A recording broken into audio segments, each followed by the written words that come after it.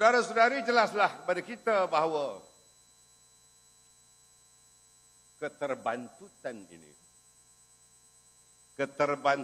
dan ketersekatan Pen, Bono dan projek-projek lain jelas.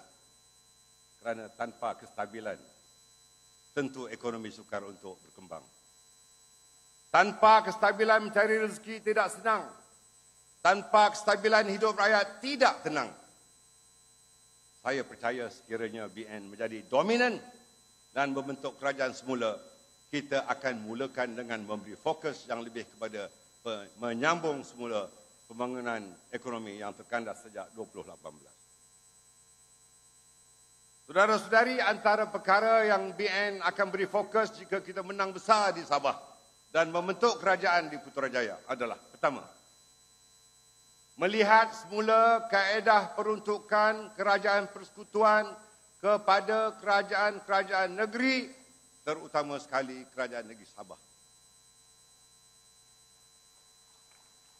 Buat masa ini, peruntukan persekutuan yang diberikan pada negeri-negeri adalah mengikut jumlah per kapita penduduk negeri tersebut dan melalui peruntukan yang disalurkan melalui agensi persekutuan. Ini bererti negeri-negeri yang tidak ramai penduduknya akan mendapat peruntukan yang lebih kecil. Meskipun sistem ini berjaya membangunkan Malaysia pada zaman awal mereka, ianya tidak lagi berkesan pada waktu sekarang.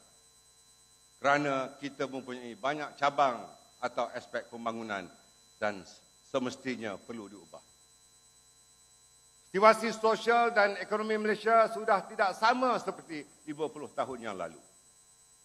Kita ingin menjadi negara berpendapatan tinggi dan memberi keadilan sosial yang seadil-adilnya kepada rakyat.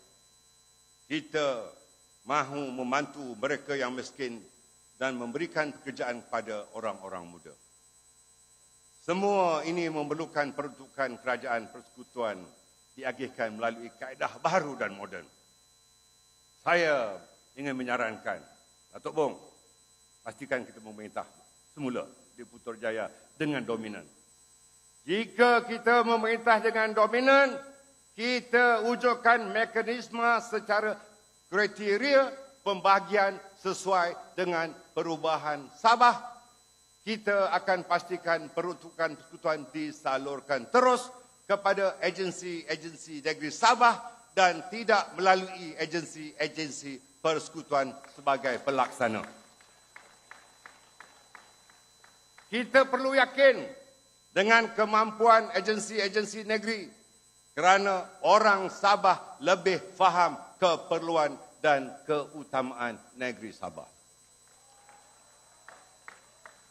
Pengagihan peruntukan pula, seperti yang telah saya lontarkan tadi, tidak lagi boleh berasaskan pada per kapita dan sebaliknya perlu berdasarkan kepada agenda atau agenda-based distribution.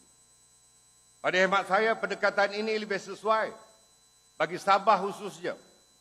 Contohnya, kerajaan persekutuan perlu mengagihkan peruntukan yang besar untuk Sabah bagi agenda membangunkan infrastruktur, agenda pembasmian kemiskinan dan agenda pendidikan anak-anak Sabah.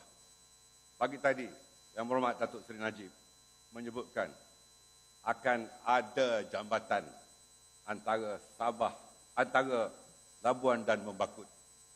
Datuk Seri, insya-Allah kalau BN memerintah dan dominan semula, kita lanjutkan jambatan dari Labuan ke Membakut.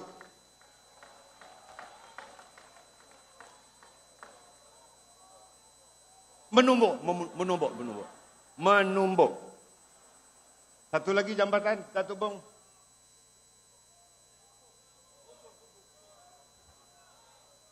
Pulau Bumbung.